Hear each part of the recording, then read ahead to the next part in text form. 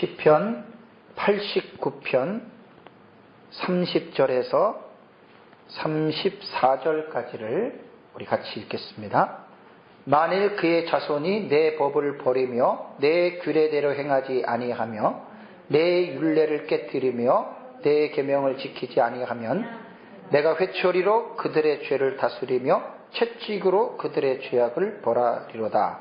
그러나 나의 인자함을 그에게 다 거두지는 아니하며 나의 성실함도 패하지 아니하며 내 언약을 깨뜨리지 아니하고 내 입술에서 낸 것은 변하지 아니하리로다. 아멘.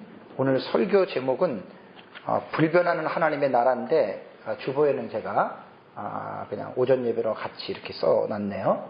설교 제목은 그 주보에는 못 적어놨어요. 제가 깜빡 그 주보 편집하면서 그 불변하신 하나님의 나라, 불변하는 하나님의 나라. 그러니까 변하지 않는다는 말이 하나님의 나라는. 그러니까 지난주에 보이지 아니하는 하나님 나라, 영적인 나라예요. 하나님의 나라는. 그 다음에 두 번째가 무한한 하나님의 나라. 이게 다 하나님의 속성에 담겨 있는 거예요. 하나님이 무한하시기 때문에 그분이 나라가 무한하다. 그 다음에 세 번째가 오늘 오전에 말씀드린 대로 영원한 하나님 나라예요. 그 나라가 언제 시작이 되고 언제 마치나 그런 개념이 없어요. 그냥 영원부터 하나님의 나라는 존재했고 영원까지 그 나라는 이루어져 간다는 거. 그러니까 오전에 말씀드린 대로 하루살이한테 내일 만나자. 한 1년 동안 유충으로 있다가 성충이 돼가지고 하루 딱 살고 죽는데 그 알았을까요? 모르죠. 하루살이도. 메뚜기도 한철은 살았지만 내년에 만나자고 하는 개구리의 말에 메뚜기도 이제 아까 오전에 내가 이런 데 말씀드린 대로 하루살이 왜 내 말을 이해 못하지? 자기도 마찬가지예요. 근데 왜 나는 내년을 이해 못하는가? 그런 거예요. 근데 사람들은 원래 그러한 영원에 대한 부분을 인간은 생각할 수가 없습니다. 그럼에도 불구하고 죄인이든지 예수님을 믿고 구원받은 사람이든지 상관없이 모두가 다 영원을 사모하는 마음. 진짜 안 죽었으면 좋지요. 누가 죽고 싶겠어요? 영원히 그렇게 살고 싶지요. 영원히. 에? 그거는 하나님이 사람을 지으실 때 하나님이 사람의 마음속에 그 영원한 사모하는 마음을 주셨기 때문에 신자건 불신자건을 떠나서 그런 마음을 지금 다들 가지고 살아가는 겁니다. 오전에 아까 말씀드린 대로 하나님이 인간을 지으실 때는 영생하는 존재로 지으셨어요. 죄를 선악과를 따먹었다 그래서 죽은 게 아니에요. 육체적인 죽음이 잠깐 동안 육체적인 죽음만 경험할 뿐이지 마지막 날에 다시 살려서 영원토록 살게 하시는 거예요. 이번에 내가 이거 참 새롭게 좀 제가 깨달은 거예요. 정령 죽으리라. 죽었다는 개념이 영원히 죽는 게 아니에요. 제가 이제 죽음에서 육신의 죽음, 영적인 죽음, 영원한 죽음에서 죽음이라는 것 자체가 소멸이나 끝이 아니라는 얘기예요. 그 영원한 죽음은 지옥의 형벌인데 우리가 생각하는 대로 죽어서 없어졌다? 그런 개념이 아니에요. 살아요. 지옥에서도 영원히 살고 천국에서도 영원히 살고 다만 영원히 사는 환경이 다를 뿐이에요. 그래서 천국은 영생 복락을 누리면서 영원히 사는 것이 천국이고 지옥은 영원한 벌을 받으면서 사는 형벌을 받는 것이 지옥. 똑같이 영생이에요. 똑같이 영생이에요. 그래서 하나님이 사람을 지으실 때 애초부터가 영생하는 존재로 만드셨고 죄를 짓든 안 짓든 떠나서 인간은 영생합니다. 마지막 날 부활로 가면은 그걸 이제 우리가 새롭게 이제 생각하시면 되겠습니다. 네 번째는 하나님의 속성 중에 하나님은 불변하신다. 오늘 이제 본문에 보면은 시편 89편은 에스라인 에단의 그 마스겔이라고 하는 이런 이제 교훈시입니다. 근데 여기에 보면 이제 그 이스라엘 역사를 쭉 이제 이렇게 논하면서 오늘 읽은 부분에서는 뭐 아까도 말씀드렸지만 제목 설교입니다. 본문 설교를 할 수 없고 제가 제목 설교를 하는데, 이제 그들이 자손들이 내 법을 버리며 내 규례들을 행하지 아니하며 율례를 깨뜨리고 내 계명을 범하면 나는 회초리로 그들의 죄를 다스리며 채찍으로 그들을 벌하겠다. 이 약속대로 했어요, 하나님. 그죠? 예? 북이스라엘은 722년에 나라가 망했고 580년에 남유다 망했어요. 그게 하나님의 법이에요, 법. 그럼에도 불구하고 하나님이 이스라엘을 영원토록 버렸습니까? 영원토록 버린 것은 아니에요.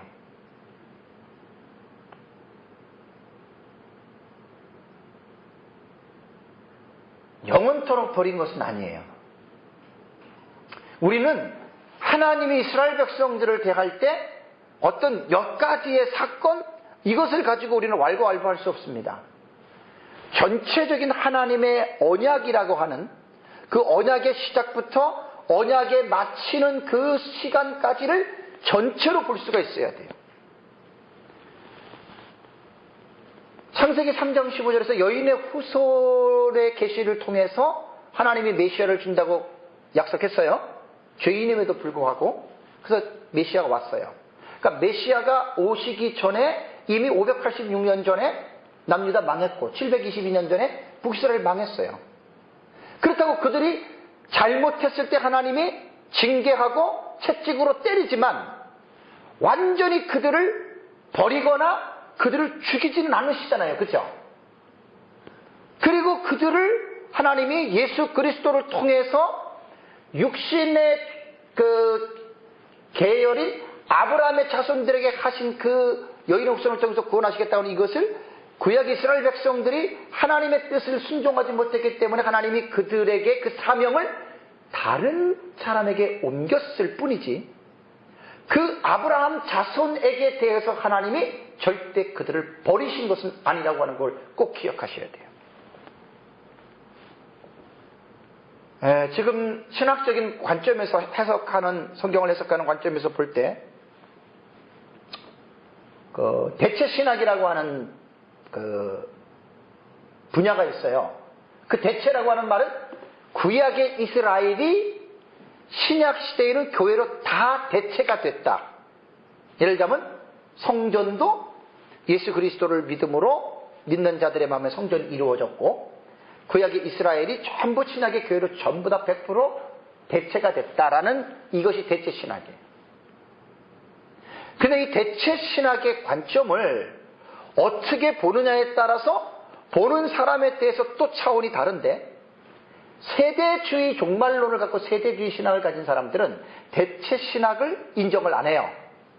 왜냐하면 세대주의는 성경 문자 그대로 온전히 그대로 문자적으로만 해석하니까, 신약 성경에 예를 들면 계시록에서 14만 4천, 계시록 7장에서 14만 4천이 인침을 받는데 12지파 중에서 12,000명씩 인침을 받잖아요. 그죠? 그러니까 세대주의 신학은 문자 그대로만 해석하기 때문에 신약 시대의 14만 4천도 유대인들을 하나님이 14만 4천 인친다, 이렇게 보는 거예요. 그러니까 세대주의 신학을 가진 사람이 볼 때 구약의 이스라엘이 신약 시대에는 교회로 대체됐다고 하는 것을 그들의 신학 자체가 인정을 하지를 않아요. 그래서 종말론도 그들은 다르게 해석하는 거예요. 자, 그러면 개혁 신학은 어떤가? 우리 개혁 신학 입장에서는 대체 신학이 맞다고 봐요. 그러나 다 맞는 게 아니에요. 어디서 차이가 나냐면, 무천년의 종말 신학을 가진 사람들은 대체 신학을 인정하면서 가요. 그러니까 구약 시대로 신약 시대 예수님이 오므로 말미암아 유대인들은 완전히 모든 것이 다 끝났고 이제 없다, 이렇게 해석하거든요. 그래서 다니엘서에 나타난 70일에도 한 일에게 나타나는 그 모든 일들이 유대인하고는 관계없이 신학시대 교회랑 다 연관을 시키는 거예요. 원래 무천년 신학이라는 게 원래 그래요. 그렇지만 전천년 신학 입장에서 볼 때 70일의 계시는 유대인들에게 주신 계시는 아니지만 유대 민족들의, 이스라엘 민족들에 관한 계시거든요. 70일회가. 그래서 마지막 한 일회가 예수님 직전에 그들 민족에게 나타날 내 백성과 내 거룩한 성. 요것을 이제 우리가 하나를 딱 깨달아야 돼요. 그래서 로마서 9장, 10장, 11장에 보면은 바울이 뭐라 그래요? 내 동족을 위해서, 바울이, 그죠? 바울은 육신적으로 이스라엘 백성이고 히브리인이고 그 바리새인 지파에서 태어났거든요. 그래서 바울은 복음을 전하면서 계속해서 자기 동족의 구원에 대한 소망을 갖고 있었어요. 그래서 로마서 9장, 10장, 11장에 보면은 뭐라고 하나님이 바울을 통해서 말을 했냐면, 온 이방인들의 구원의 수가 차면 남아있는 이스라엘 백성들을 구원하시겠다고 하는 말씀이 로마서 11장에 나와요.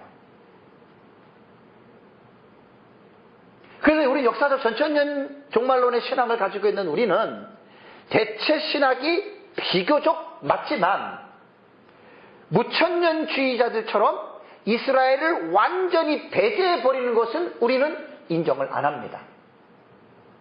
그래서 로마서 9장에서 11장에 이스라엘 백성들의 남은 자들의 구원 문제가 분명히 하나님이 바울을 통해서 이야기를 말씀을 해 놓았기 때문에 우리는 마지막 때에 이스라엘 백성들의 구원을 우리는 성경을 통해서 역사적 전천년주의 신학은 그 구원의 길을 우리는 밝혀내는 거예요.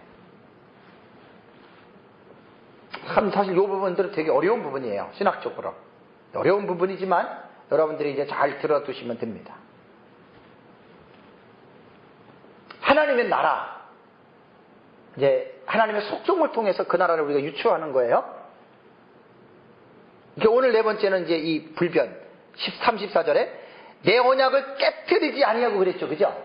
34절에 내 입술에서 낸 것은 변하지 아니하리로다.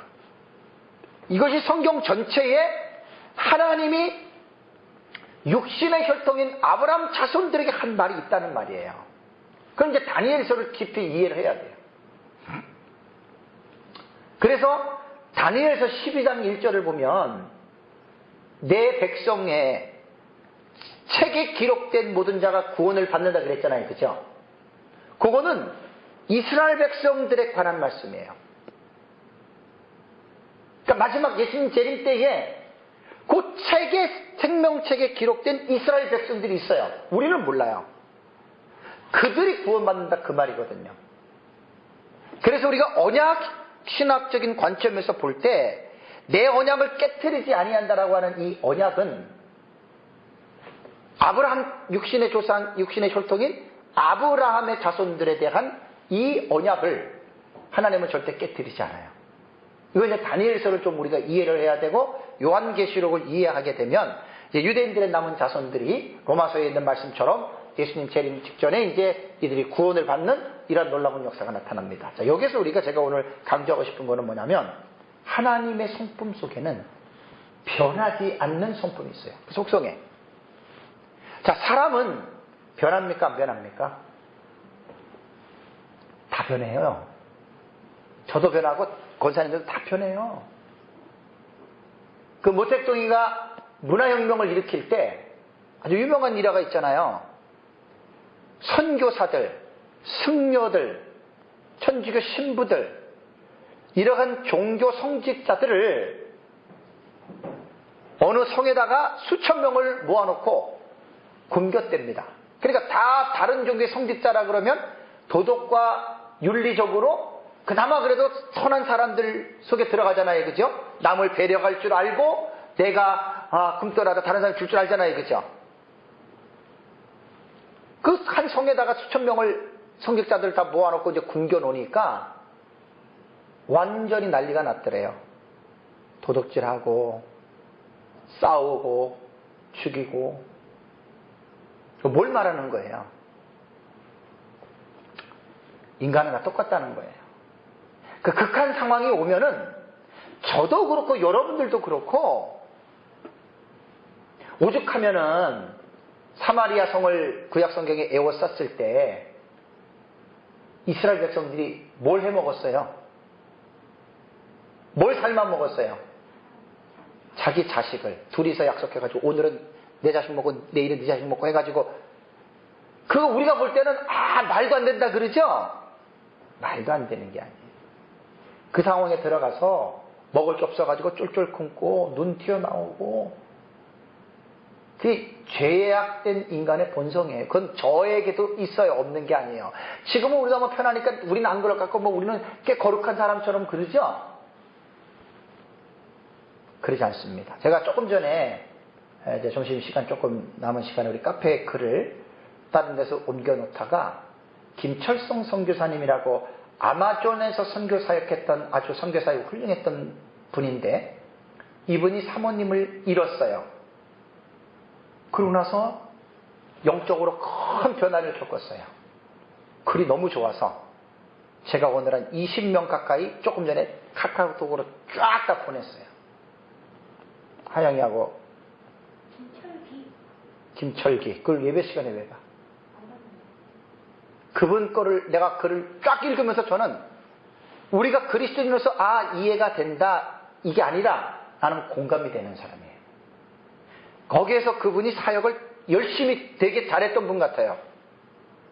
근데 나중에 사모님을 잃고 혼자서 어떤 거를 깨달으면서 자기가 옛날에 선교 사역 잘하고 기가 막히게 했던 것들이, 이것이 전부 다 하나님 앞에서 자기의 교만, 자만.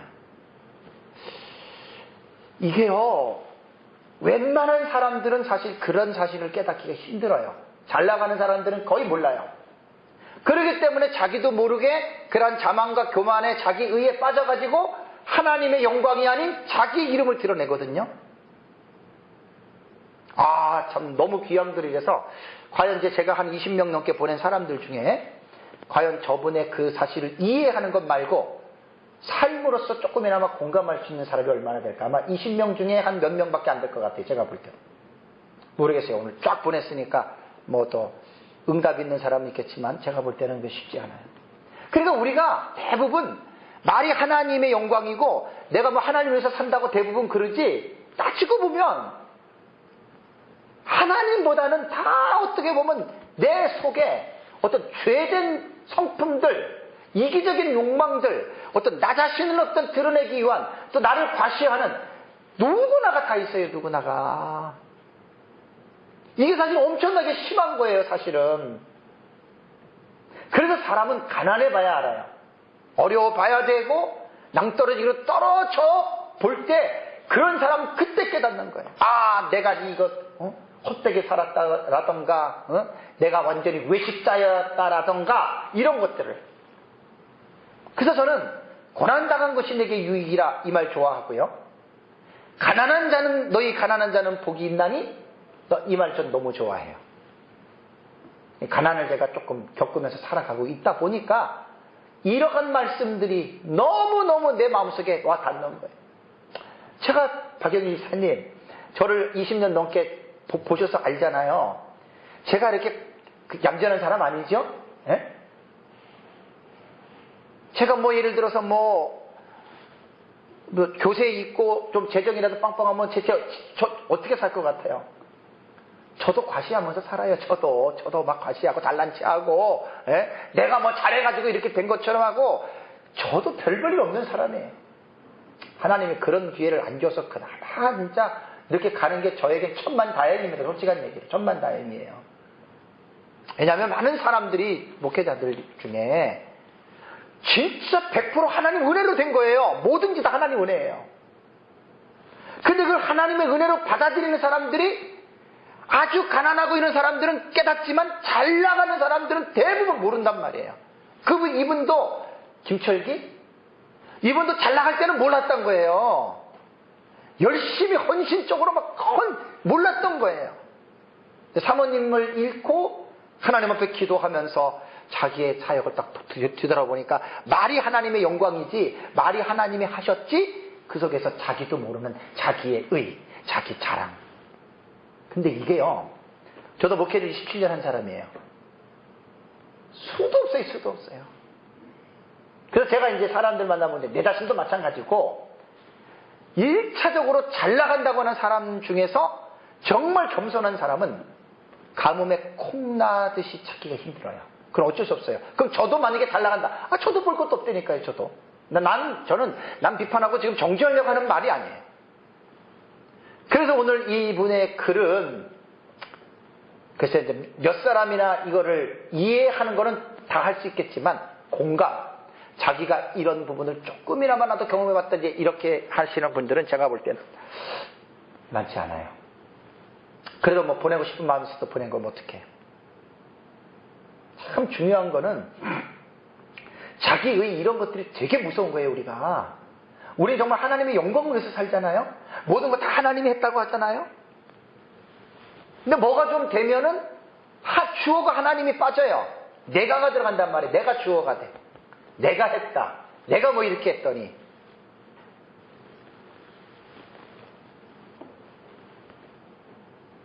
자, 오늘 본문에 보면 이스라엘 백성들이 그렇게 하나님 앞에 불순종하고 나라가 망하고 그래도 하나님은 그들을 정리하지 않으셨어요. 왜? 아브라함에게 하나님이 언약했죠. 그래서 내 언약을 깨뜨리지 아니한다. 하나님 그렇게 말씀한 거예요. 그래서 이거는 종말론까지 가봐야 이 사실을 이해를 하는 거예요. 종말까지 가야 예수님이 이스라엘의 남은 자들을 구원하시는 은혜가 나오잖아요. 그죠? 역시 우리 하나님은 불변하신 분이구나. 부모가 자녀가 말 안 듣고 계속해서 안 좋은 짓 하면 체벌하잖아요. 그 체벌하는 게 왜 체벌을 해요? 내 자식이니까 너 바르게 살려고 체벌하는 거지. 잘못했다고 자식을 버리거나 자식을 죽이거나 그러진 않잖아요. 조금 바르게 되라고 때로는 부모 입장에서도 인간이다 보니까 화가 난 감정으로 때릴 수 있죠. 때리죠, 대부분. 그렇다고 어떤 죽으라고 그러지는 않잖아요. 자식에 대한 부모의 마음은 똑같은 거예요. 그거는. 자, 하나님이 오늘 불변성이라고 하는 말은 그런 겁니다. 변하시는 분이 아니라는 거예요. 저 사람 가운데에 여러분들이 사람하고 이렇게 그 관계를 맺다가 교제를 하다가 가장 여러분 배신감 느낄 때가 언제입니까? 뭐 배신이라는 말 속에 나오네. 네? 가장 마음이 아플 때가 믿었던 사람이 저 사람은 저럴 것이라고 한 사람이 어떻게 해요? 변했을 때. 아마 이게 인간관계에서 가장 힘든 건 거예요. 가장. 남편이 아내를 믿었는데 아내가 남편을 믿었는데 다른 행동을 해요. 그때 느껴지는 배신감 아시죠? 하나님이 우리와의 관계에 있어서 오늘 변하지 아니하신다고 하는 이 말을 하나님이 했어요. 내 언약을 파하지 아니하고 내 입술에서 낸 것도 변하지 아니한다. 여러분 이 하나님 믿으셔야 돼. 사람은 안 그래요. 에? 나 당신 사랑하고 당신 나 사랑하고 사랑하니까 우리 헤어지지 말고 우리 검은 머리 팥뿌리 될 때까지 살자. 그래 놓고 어떻게 돼요? 보통 우리나라 이혼율이 한 40-50% 되잖아요. 그죠? 믿을 거 못 돼요. 옛날 부모하고 달라서 뭐 벌써 한 20-30년 전부터는 자식을 낳아도 갖다가 요양원에 했지 그 고아원에 버리는 부모들도 많잖아요. 그거는 뭐예요? 믿지 변한 거예요. 변한 거예요. 하나님은 절대 변하지 아니하신다. 자, 말라기 3장 6절을 한번 가보세요. 구약성경 마지막에 말라기 3장 6절에 한번. 우리는 제가 이제 지난주에도 말씀을 드렸지만 우리는 하나님을 어떻게 우리는 알아야 되냐면 내가 막 기도하다가 물론 성령의 감동으로 그런 것도 있는데 우리가 인간적으로 뭐 이렇게 생각해가지고 뭐 유추해가지고 그런 말들은 아예 하지 마세요. 성경을 갖고 보세요. 성경을 보고 성경에서 말한 내용을 가지고 우리는 그대로 연구하고 그대로 믿으면 돼요. 3장 6절 한번 읽어보세요. 시작.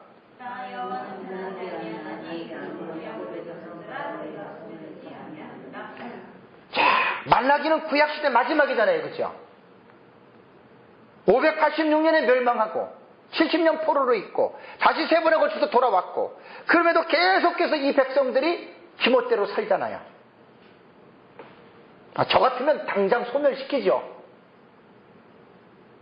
완전히 그냥 싹 소멸을 시킬 텐데 하나님 그런 분 아니십니다. 오늘 본문에 나 여호와는 변하지 않는다. 그러니까 이건 언약의 관계에서 여러분 생각해야 돼요. 언약. 여러분 하나님의 말씀은 약속 관계예요. 하나님이 인간에게 내가 듣기 좋은 얘기 해줄까? 그게 아니에요. 성경은 언약이에요. 언약. 그래서 구약은 영어로 뭐라 그래요? 올드 뭐라 그래요? 테스타먼트라 그러잖아요. 테스타먼트가 뭐예요? 예?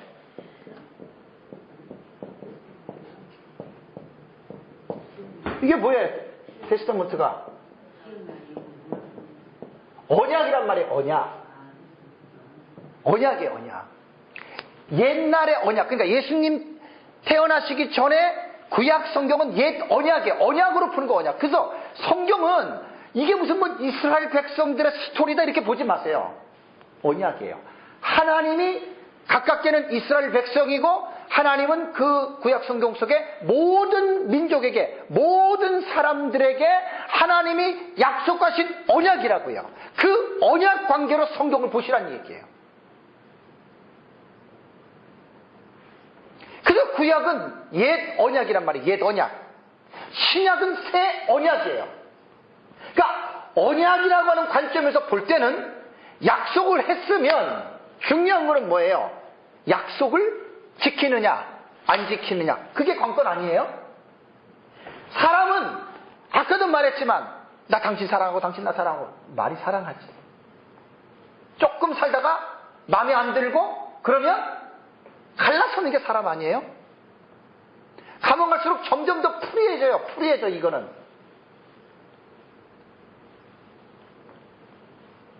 결혼이 뭡니까? 언약이잖아요. 네? 당신하고 나하고 네? 한평생을. 그게 언약이잖아요. 저희는 결혼식 할 때 교회에서 목사님 주례로 언약. 그게 하나님 앞에 언약한 거예요. 언약. 그러니까 그 약속을 지켜야 되는데 죄송한 얘기지만 세상에서는 사람은 절대로 믿지 마세요. 여러분도 저 믿지 마시고 저도 여러분 안 믿어요. 무슨 말인지 아세요? 사람은 변해요. 나는 전부 다 변한다. 목사님 나 저를 이렇게 보지 마. 나는 그렇게 안 해요. 저도 변해요. 근데 중요한 건 뭐냐? 영원토록 변하지 아니하는 존재가 딱 한 분 계세요. 그게 하나님이에요. 베드로가 다 주를 버릴지라도 나는 절대로 주님을 버리지 않겠다고 베드로가 그랬죠. 버렸어요? 안 버렸어요? 당장 자기 목숨을 위험니까 버리잖아요. 뭐 사람에게 뭔 소망을 주세요, 사람에게. 근데 하나님은 인간하고 다릅니다. 우리 성경에서 하나님을 인간처럼 생각해서는 안 돼요. 이제 다음 주에 설교가 이제 거룩하신 하나님을 배우는데 거룩이라고 하는 게 분리된 거예요. 인간하고 하나님은 달라요.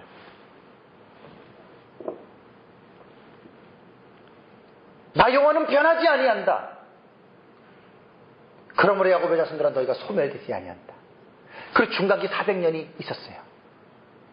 근데 그 여인의 후손의 약속을 창세기 3장 15절에 약속한 그 약속대로 이스라엘이 멸망했어도 말라기 이후에 400년 동안 하나님의 특별 계시가 멈췄어도 하나님 입에서 나온 언약은 성취가 돼요? 안 돼요?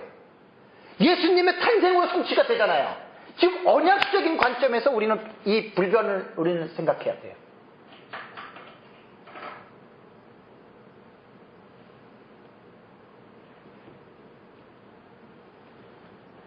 그래서 말라기에서도 이스라엘 자손들아 너희가 소멸되지 아니한다. 얼마나 불안하겠어요, 그죠? 하나님이 이렇게 화가 나서 뭐 우리 조상들에게 이렇게 하고 나라가 망했고 막 이렇게 됐는데, 어이구 우리 이러다 다 물살당하는 거 아니야? 그렇게 생각한단 말이에요. 하나님 너희 소멸되지 않는다. 지금 이스라엘 백성들 많이 혈통이 혼합이 됐지만 지금 존재해요. 엄청난 힘으로 이스라엘 백성도 지금 존재합니다. 이게 다 불변하신 하나님의 성품 때문에 가능한 거예요. 인간 같으면 100% 다 죽여버립니다. 100% 다 정리해버립니다. 이해가 되세요?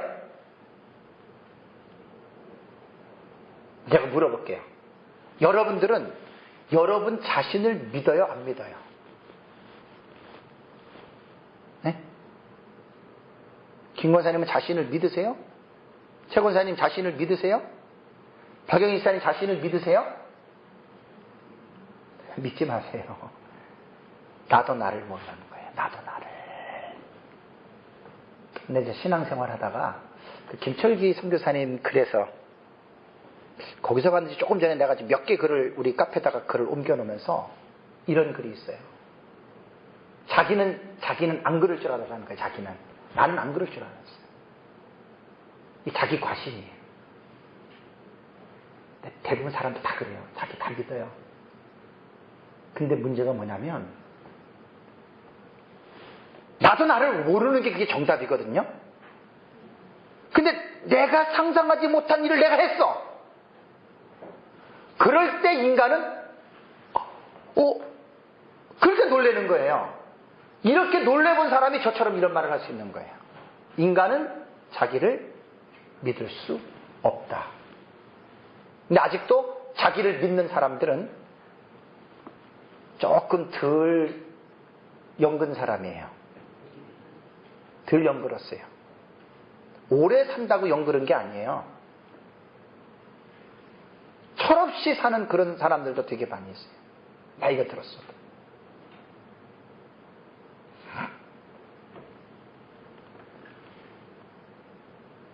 그러니까 하나님은 변하지 아니한다. 이게 성경에서 초지일관하는 말씀이고, 창조 이래부터 지금까지 하나님은 이스라엘 백성들을 대하는 방식을 봤을 때 절대로 그분은 변하지 않습니다.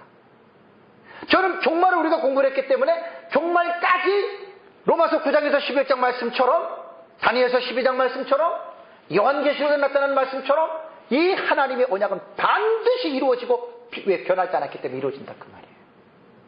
그래서 사람은 믿을 수 없지만 하나님은 믿을 수 있어요. 그래서 사람에게 소망을 둔 사람은 낙심하고 실망하지만 하나님에게 소망을 둔 사람은 절대로 낙심하거나 실망하지 않습니다. 시편 102편을 한번 빨리 가보세요. 시편 102편. 우리는 제가 하나님의 속성이나 하나님의 성품 같은 거를 말을 할 때 내가 막 기도하다가 이랬다 그런 말 절대 안 합니다. 성경을 항상 듣고 얘기해요. 성경. 시편 102편 27절 보세요. 성경을 근거로서 우리는 하나님이 어떠한 분인지를 우리는 보는 거예요. 시편 102편 27절. 자, 시작. 자, 주는 한결 같으시고, 이게 옛날 성경에는 여상하시고 그랬거든요. 여상. 어려운 말이잖아요. 그죠? 이 여상하다라는 말은 뭐냐면 동일하다는 거예요.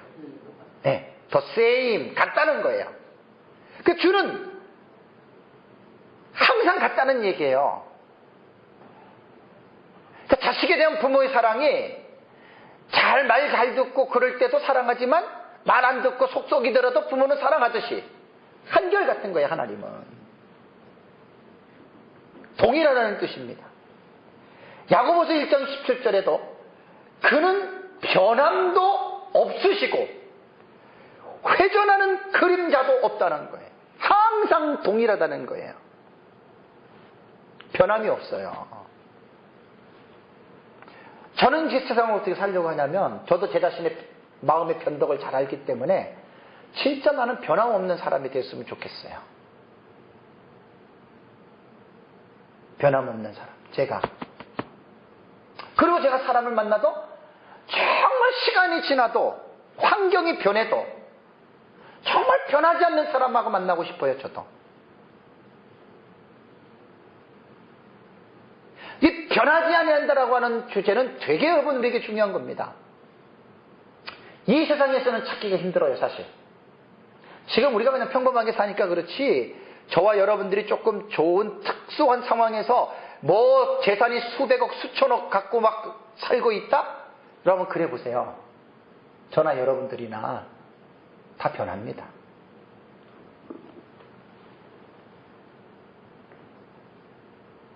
변하지 않는다는 게 얼마나 여러분 중요한지 몰라요.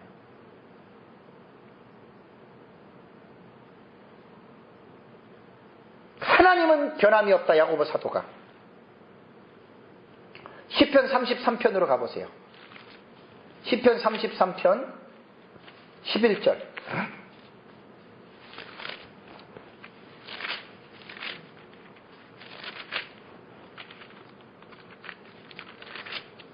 시편 33편 11절 읽겠습니다. 시작. 여호와의 계획은 영원히 서고 그의 생각은 대대에 이르리로다. 자, 여기에서 하나님이 계획을 하시죠. 그죠? 하나님도 계획을 하시면 그 계획이 실행하는 과정에서 그 계획이 끝까지 갈까요? 아니면 중간에 가다가 수정할까요? 우리는 끝까지 간다고 믿어야 돼요. 사람은 어떤 계획을 세워놨다가 일이 잘 안 되면 어떻게 해요? 우리는 수정을 하잖아요. 그렇죠? 하나님에게는 그게 없어요. 처음부터 계획을 세웠으면 그건 영원히 가는 거예요. 영원히. 이게 불변이기 때문에 가능한 거예요. 불변. 저는 참 옛날에 우리나라가 그 좀 남성 중심의 유교 사회가 그렇잖아요. 남편을 외국에 공부 보내놓고 뭐 공부하러 간다 그래가지고 뭐 남편이 뭐 공부하고 뭐 할 때 아내들이 막 뒷바라지하면서 열심히 일해가지고 뒷바라지 하잖아요. 그죠? 예? 그래가지고 남자가 잘 되면 다 좋겠지만은 걔 중에 어떤 사람이 또 있어요? 다른 여자라 이런 경우도 있잖아요. 그죠? 그럴 때 그 여자가 느끼는 감정이 어떨 것 같아요?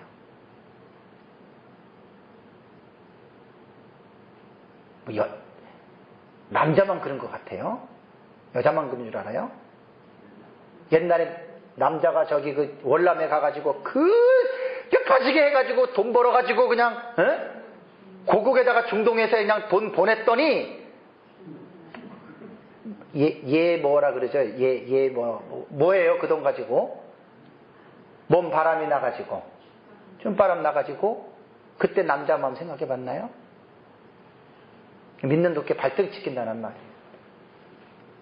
하나님은 절대적입니다.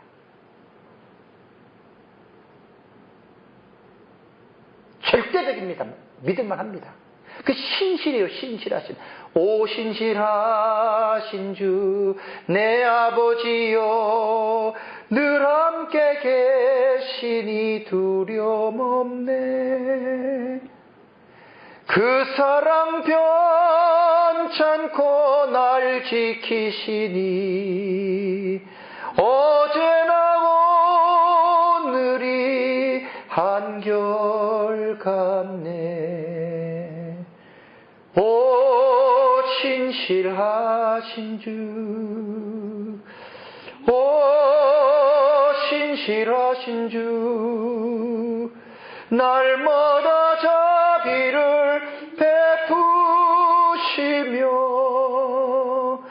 일용할 모든 것 내려주시니 오 신실하신 주 나의 구주.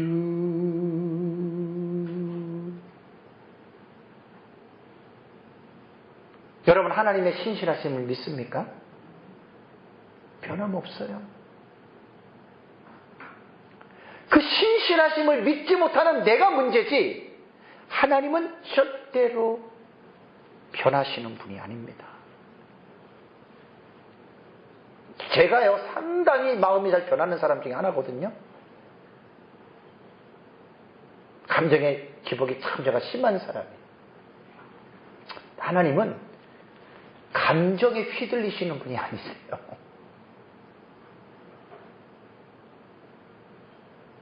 정말 신실하신 분입니다.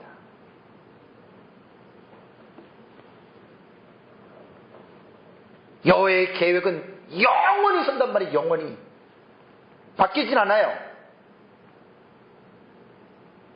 이사야서 14장 24절 시편 다음으로 넘어가 보세요. 욥기 10편 잠언전도서 아가 이사야. 성경을 자주 읽는 사람들은 참 읽는 게 빨라요. 이사야 14장 24절. 집에서도 성경 좀 많이 읽으세요. 할 일이 뭐 있어요? 성경 좀 집에서 성경만 읽으셔요. 많이. 이게 언약 관계를 읽으세요. 성경은 약속 관계로 무슨 돈 관계로 읽지 마시고. 24절 읽어보세요. 시작.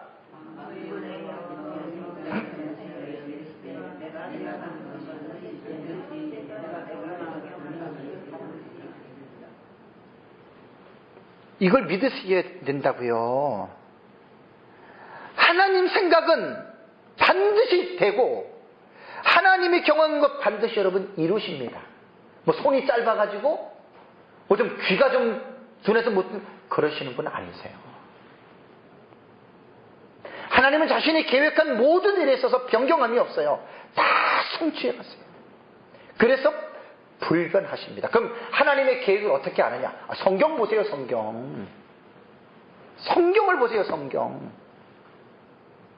성경 안 보고 내가 요즘에 아주 기분이 좋다고 뭔가 좀 하나님이 좀 뭔가 좀 느낌이 좋다고 그 느낌 얘기도 하지 마세요. 옛날에 우리 교회에 있었던 성도님이 한 분이 목사님 내년에는 참 좋은 일이 일어날 것 같아 막 흥분돼 있었어요. 내가 가만히 있었어요. 내년에 이혼하더라고. 성경 안 보고 기도 안 하는 사람들은 마귀에게 속아 사는 사람들이 다 느낌 참 아이고. 하나님의 약속은 성경이에요. 성경. 성경을 보고 성경을 읽고 성경에 그렇다면 그렇게 믿고 사는 게 그게 하나님이 나와의 개인적인 약속을 해나가는 거예요. 거기에 대해서는 하나님이 절대로 변함이 없으세요.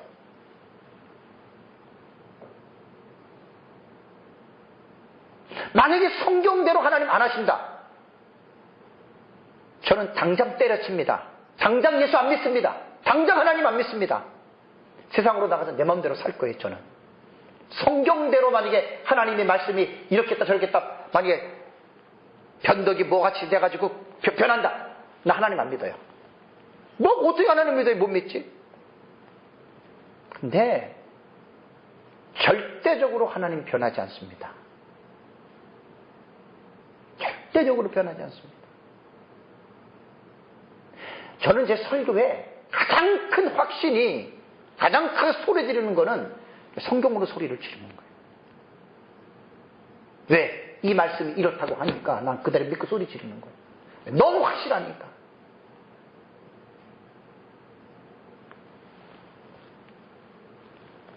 정말 우리는 변하지 않는 사람이 진짜 좋은 사람이에요. 에?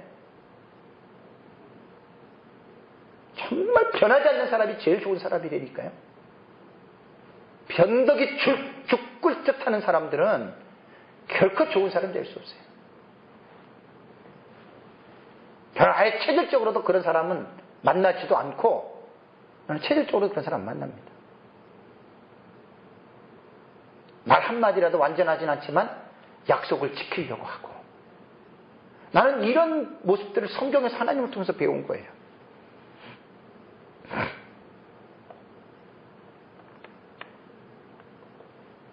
그래서 변함이 없는 사람은 진실한 사람이에요. 최고의 복이 진실의 진실.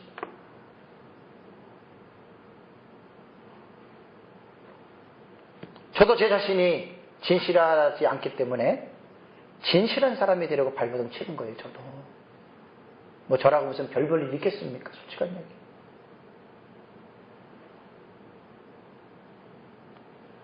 목사와 성도 간에 믿지 못하고 목사가 변하던 성도가 변하면 많잖아요. 그런 모습 일들이 너무 많아요. 그건 진짜 그런 사람들은 내가 하나님을 제대로 믿고 있는지를 다시 한번 생각해 볼 필요가 있어요. 물론 우리가 부족하니까 저도 순간적으로 잘못 범할 수 있어요. 저 완전하다는 게 아니에요. 저도 변해요. 순간적으로. 그러면 그때는 회개해야 돼요. 그다음 회개하고 돌아와야 돼요. 그런데 성경을 보면 분명히 하나님은 변하지 않는다고 제가 지금까지 막 소리를 질렀잖아요. 그죠? 출애굽기 32장 14절 빨리 가보세요. 출애굽기 32장 14절. 32장 14절. 이런 말씀들이 이제 나와요. 그럼 도대체 이걸 어떻게 해석해야 되냐? 굉장히 중요한 거예요. 읽어보세요.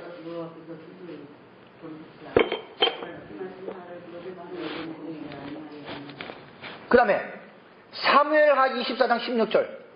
사무엘하 뒤로 쭉 넘어가면 사무엘하 있잖아요. 24장 16절. 빨리 읽어보세요. 24장 16절.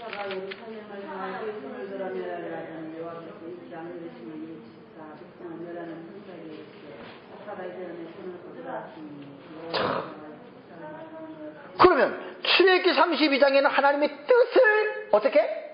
돌이켰다. 또 여기서는 재앙 내림을 뉘우쳤다. 아이고 내가 잘못했네. 이렇게 우리 들리잖아요. 그렇죠? 그러면 요나서 3장 10절을 한번 가보세요. 요나서 3장 10절. 다니엘, 호세아, 요엘, 아모스, 오바다, 요나, 미가, 나훔, 하박국, 스가랴, 학개, 스가랴, 말라기. 요나서 3장 10절.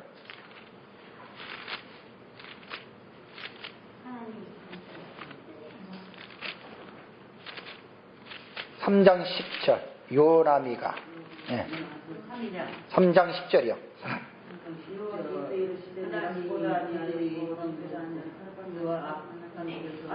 돌이킨 것을 감찰하시고 뜻을 돌이키사 그들에게 내리라 말씀하신 재앙을 내리지 아니하시고. 자, 뜻을 어떻게 했다고요?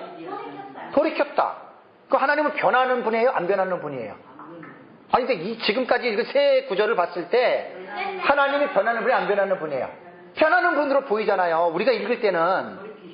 그러니까 돌이켰다니까 변한 거잖아요. 재앙을 내리다가 아이고 내가 하면 안 되겠다. 변한 거 아니에요. 그죠? 우리말 성경에는 볼 때 분명하게 이건 도대체 뭐야? 에?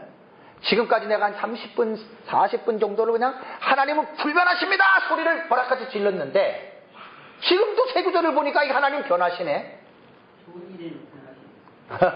좋은 일에는 변해요? 난 그럼 하나님 안 믿어요. 아니, 난 그러면 절대 하나님 안 믿어요. 좋은 일이고 나쁜 일이고 하나님 변하지 않아요. 그래서 성경은 해석이 중요한 거예요. 지난주 기억나세요? 제가 칠판했을 때 뭐라고 썼어요? 수요일 날도 썼잖아요. 금요일 날에도 제가. 수요일 날에도. 그렇지. 요거는 지금 뭐에 해당되는 거예요? 뜻을 돌이켰고 재앙 내림을 뉘우쳤고 동성론이에요. 신인 동성론이에요. 동형론 아니에요. 동형은 외형적인 사람의 모습을 가지고 표현했을 때는 신인 동형론이고 이거는 사람의 내적인 성품이기 때문에 신인 동성법이에요. 제가 지난 주일날에 설명 안 했던 것을 이번 주 수요 예배 때 제가 여러분들에게 정확하게 썼어요. 그죠? 박예미 시사님 기억나시죠? 네. 신인 동형법이 있고 신인 동성론이 있어요. 요거는 사람의 육체적인 모습으로 표현한 거고 이건 사람의 내적인 성품, 성향들. 그러니까 뉘우쳤다, 돌이켰다, 이거 후회했다라고 하는 말들은 동형론이 아니라 신인 동성론적인 표현으로 들어가는 거예요. 그러면 왜 하나님은 영이신데 형체도 없고 그러신데 왜 하나님은 인간이 이해할 수 있는 신인 동형 동성론적으로 하나님은 표현을 했을까? 그거는 인간 편에서 이해를 돕기 위해서 하는 말이에요. 인간 편에서. 하나님이 뜻을 딱 세워놨다가 완전히 뜻을 돌이켰다, 그런 뜻은 아니에요. 인간을 조금 더 이해시키기 위해서. 그래서 제가 이 세 가지 본문을 가만히 여러분 묵상하다 보면은 어떤 내용이냐면, 분명히 백성들이 뭐해요? 회개하지요, 그죠? 회개하고 또 이들이 돌이키지요. 그리고 하나님이 이제 이렇게 했으니까 이제는 너희들이 깨달았지? 그럴 때 있지요.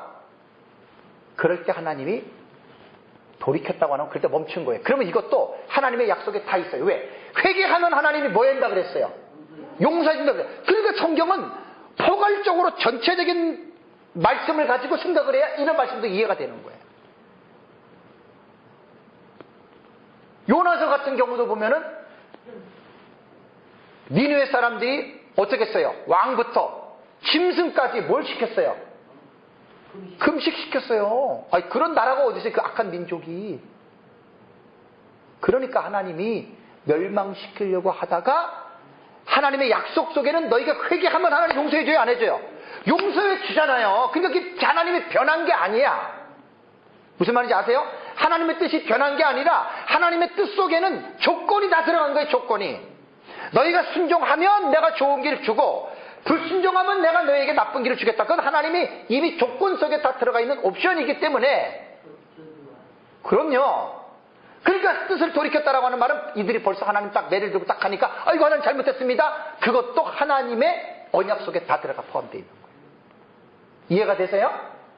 그러니까 성경을 보다 보면 이런 부분들을 하나하나 우리가 올바르게 이해를 하지 않으면 오해한단 말이에요. 하나님에 대해서. 여기서는 이 말하고 저기서는 저 말하고, 그거는 자기가 성경을 잘못 봐서 그런 거지 절대로 하나님은 변하시는 분이 아닙니다. 뜻을 돌이켰다라고 하는 말은 이미 백성들이 회개했단 말이에요. 이제 깨달았단 말이에요. 제가 장하영 너 화이브 어릴 때 항상 말하는 화이브 집에 가서 5대 이랬단 말이에요. 네? 그럼 이제 정진이랑 말 안 듣고 예배 시간 떠들고 그러면 이제 때린단 말이에요. 근데 때리려고 하다가 다 화이브하면 집에서 때릴 때도 있지만 안 때릴 때도 있거든요. 그때 또 봐가지고 뭔가 애들이 진짜 뭐 이런 거 같다 그러면 안 때리는 거예요. 네, 그런 거예요, 그런 거. 그러면 뉘우쳤다, 뜻을 돌이켰다라고 하는 말은 하나님의 성품이 뭐 변하는 성품 때문에 변한 게 아니라는 말이에요. 이미 그 약속 속에는 전체적인 포괄적으로 너희가 회개하면 내게 돌아오면 내가 뜻을 돌이키겠다라고 하는 것도 하나님의 언약 속에 다 들어가 있어요. 그래서 성경을 이런 차원에서 우리가 이렇게 봐야 됩니다.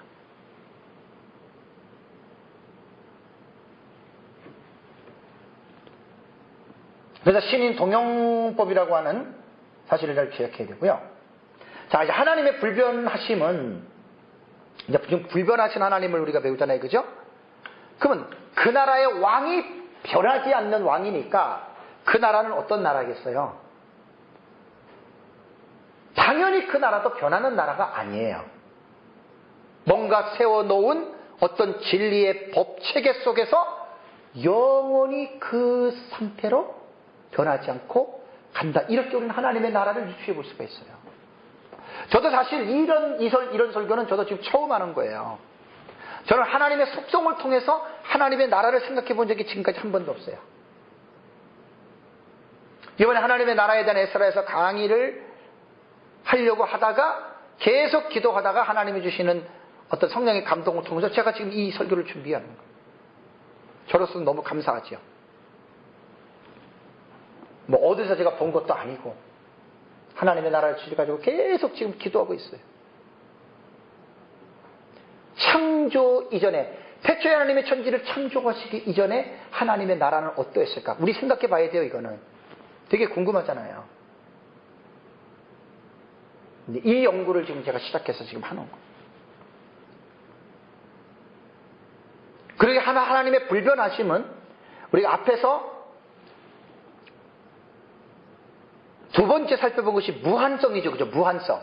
하나님은 무한해요. 그 다음에 세 번째 살펴본 것이 오늘 오전에 살펴본 영원성이지요. 무한하심과 영원하심에 있어서도 이거는 불변하다는 얘기예요. 하나님의 어떤 무한하심이 어떤 사건으로 인해서 유한하게 되거나 하나님의 어떤 영원하심이 어떤 사건을 통해서 무한하심이 어떤 것으로 통해서 만약에 유한함으로 축소가 되거나 그러지 않다는 얘기예요.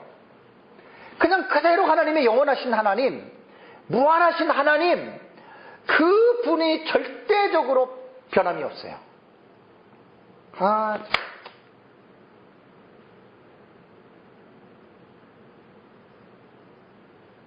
인생을 살아가면서요, 진짜 변함없는 사람하고 산다고 하는 것이 제일 큰 복인 줄 아셔야 돼요. 아시겠어요? 변함없는 사람하고 사는 게 제일 큰 복이에요. 뭐니 해도. 뭐 좀 있다 그래가지고 변하고 이런 사람들 여러분 그거 변함이 없어야 돼요. 변함이. 그게 신실이에요. 신실. 그런 사람이 진국이에요. 진국. 목사도 그렇고 성도도 마찬가지. 좋을 때는 해야 되고 어려울 때는 떠나고 그게 뭐 세상 사람들의 이치지요.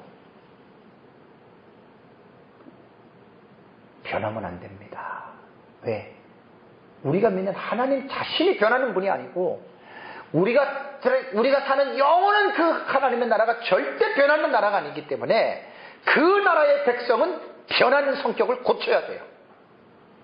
이중적인 성격들, 변덕이 죽 끓는 성격들 다 회개하고 고쳐야 돼요.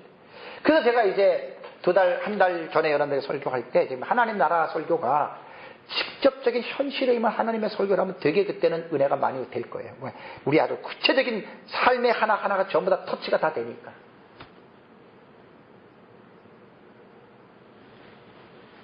우리는 이 땅에서 구원받은 하나님의 백성들이지만 완전하게 구원받은 것도 아니에요. 물론 칭의는 완전히 구원을 이미 의롭다 칭의를 받았어요. 그럼에도 불구하고 이 땅에서는 우리가 육체를 입고 살기 때문에 육체를 벗을 때까지는 육체의 정욕과 우리는 싸워야 돼요. 또 우리를 무너뜨리려고 하는 우리의 대적 마귀가 있어요. 만약에 이 땅에 임한 하나님의 나라가 완성된 하나님의 나라라면 우리가 이렇게 고민할 필요 전혀 없잖아요. 그러니까 지금 완성될 하나님의 나라와 지금 임한 하나님의 나라의 갈등, 긴장 속에서 사는 거예요. 우리의 삶은, 현실의 삶은. 그래서 우리가 앞으로 들어가서 살아야 할 이 하나님의 나라가 어떠한 나라고 그 나라의 법은 어떤 법이고를 우리는 이 세상에 살면서 미리 배우는 거예요. 미리 공부해서 이 세상에서 하나님의 나라에서 들어가 살 수 있는 그러한 삶을 우리가 이 땅에서 미리 공부한다고 생각하시면 돼요. 네? 미워 죽겠는데 하나님의 나라는 미움이 없는 나라니까 아이고 내가 그 나라에서 살려면 어떻게 해야 돼요? 미움 버려야 되잖아요. 이제 그렇게 생각하면 가장 편한 거예요. 모든 게 다 마찬가지예요. 우리는 구원을 받았어도 우리의 육체가 존재하는 날까지는 육신은 죄로 부패가 된 거예요. 완전 전적 타락한 존재예요. 왜 사도 바울 같은 사람이 왜 날마다 자신을 쳐서 왜 복종시켰어요? 왜 날마다 쳐서 복종시켰겠어요? 왜? 그 죄가 자꾸만 머리를 들고 그 사도 바울도 인간입니다, 여러분. 에? 사도 바울도 인간이에요. 완성된 사람이 아니라고요.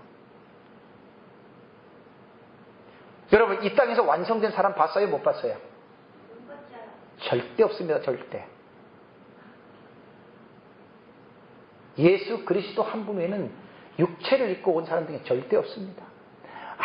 아무리 뭐 같아도요, 그 마음을, 내면을 이렇게 뒤집어 보면은 똑같아요. 별 다를 거 없어요. 그래서 뭐 지나치게 의인인 척 할 필요도 없고요. 네? 자기 의가 될 수가 있어요.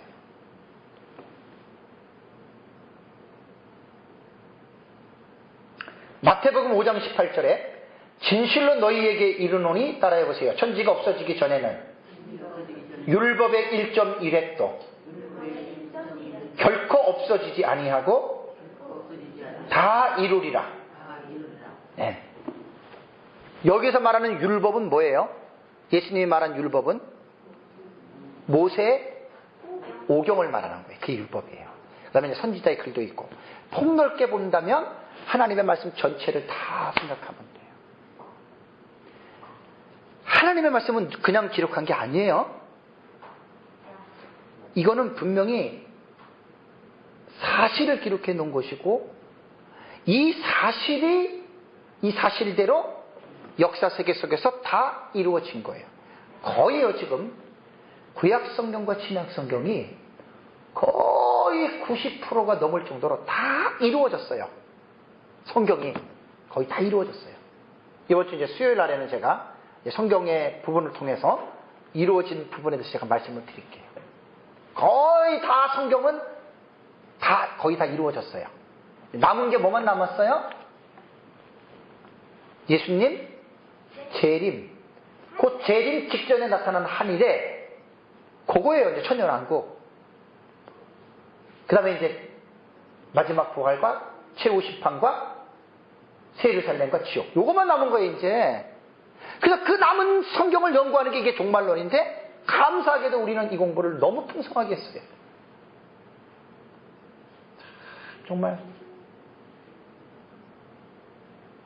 너무 감사해요.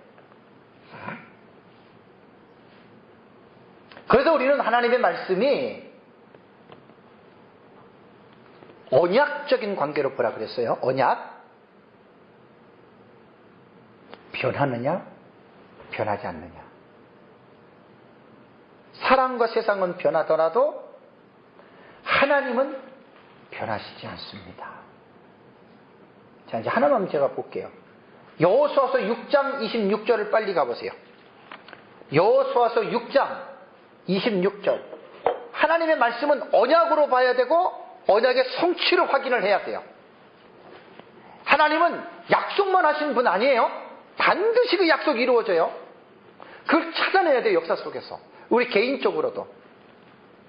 6장 26절 읽어보세요.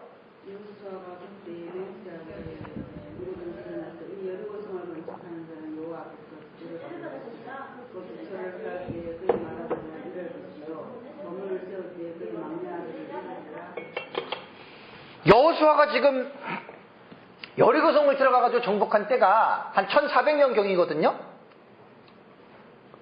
1400년 경이에요. 1390 몇 년도 그때쯤 돼요.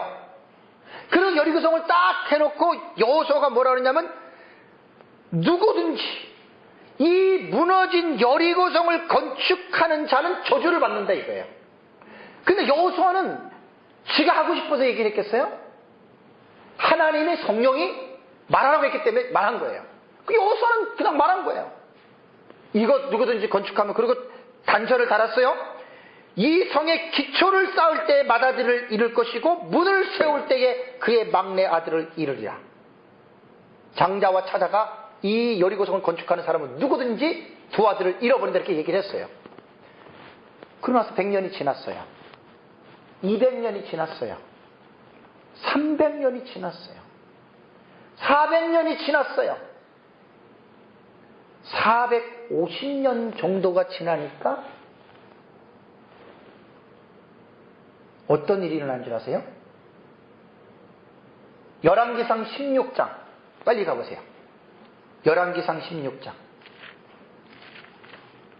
한 450년 정도가 지나니까 열왕기상 16장에 보니까, 이거는 후대에 있는 우리가 보는 거예요. 그 여호수아도 몰랐고 아무도 몰랐어요. 16장 34절 한번 읽어보실래요? 다 찾아서 읽어보세요. 그 시대에 대비 사람이 여리고를 건축하였는데 그가 그를 쌓으리 아비라는 하였고 그 성문을 세우기 막나의 땅을 얻었으니 이것은 여호와를 위해서 정하여 이 말씀을 이루었더라. 놀랍지 않아요?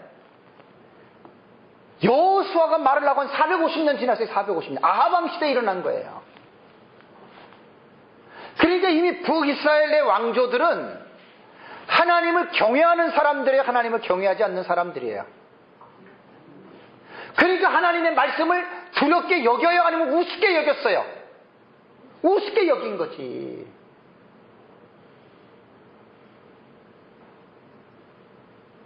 이스라엘도 이스라엘 민족의 후손들이란 말이에요. 여호수아가 조상이란 말이에요. 이들이 조상들의 말, 하나님의 말씀들을 청종했더라면 히람이라고 하는 사람이 여리고성을 세워요, 안 세워요?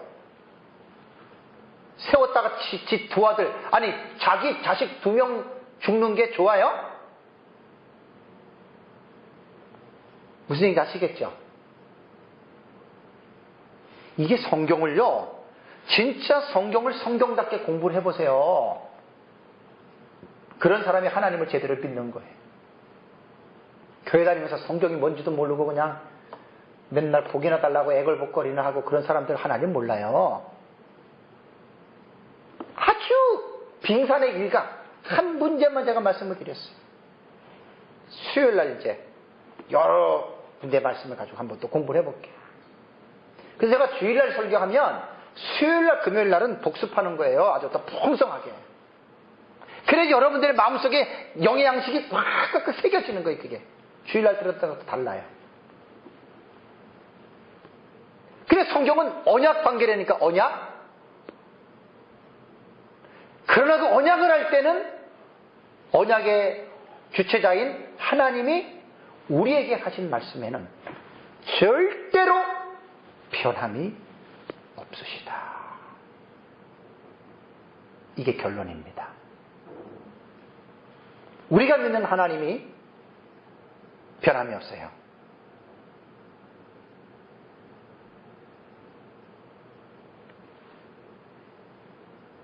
하나님 한 번도 나를 실망시킨 적 없으시고, 그 다음에 뭐예요? 언제나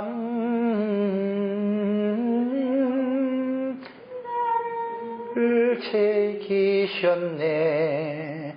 오 신실하신 주, 오 신실하신 주, 내 너를 떠나지도 않으리라, 내 너를 버리지도 않으리라.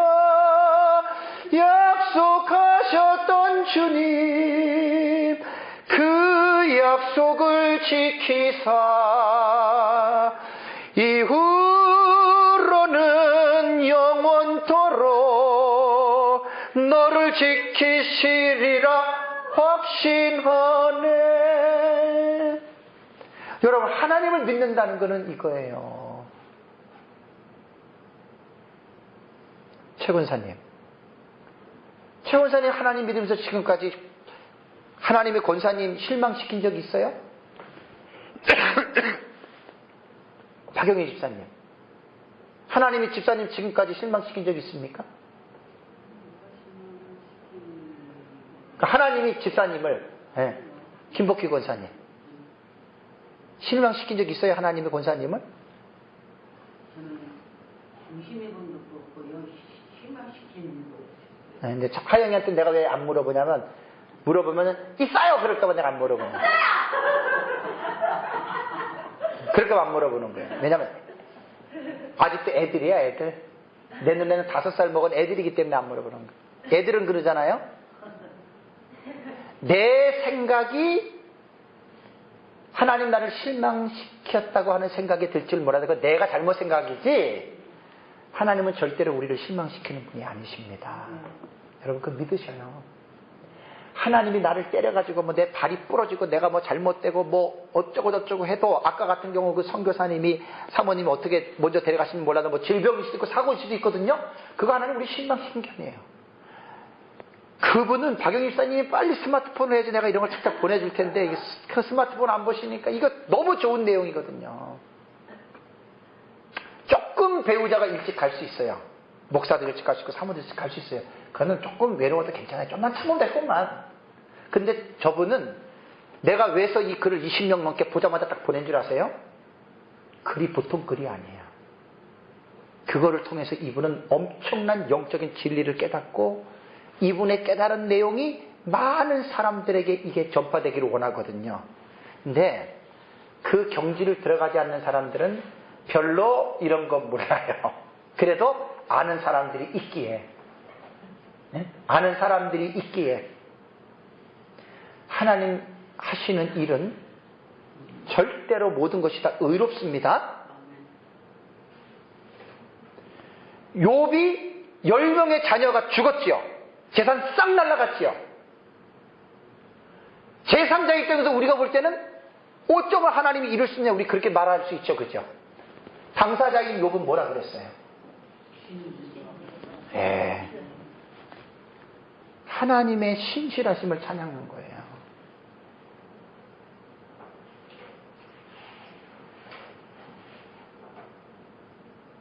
지난번에 옥성호 집사님이 무슨 그 10몇 분 스피치 그런 것에 아주 작년인가 봤어요. 거기서 어떤 목사님 아들이, 자기 아버지가 목사인데 암이 걸렸어요. 그러니 아들이 얼마나 하나님께 기도하겠어요. 하나님 우리 아빠 암 고쳐, 병 고쳐달라고. 하나님 병 고칠 수 있으니까. 근데 목사 아버지가 병으로 죽었어요. 그러고 나서 이 아들이 하나님을 떠났어요. 그런 사람에게 하나님이 여러분을 실망시킨 적이 있습니까? 그러면 있습니다. 그럴 거 아니에요. 그죠? 그건 자기가 잘못 생각하는 거예요. 하나님은 실망시키시는 분이 아니십니다. 신실하신 분이고 절대로 그분은 변함이 없는데, 변하느냐 변하지 않느냐는 약속을 근거해야 돼요. 그죠? 그 약속은 성경을 보세요. 뭐 기도하는데 기용아 내가 너한테 1억을 줄 테니까 내년 5월까지 기다려라. 믿습니다. 그건 다 지 생각이지. 그게 무슨 그 하나님이 쓸데없는 얘기를 하고 있어요.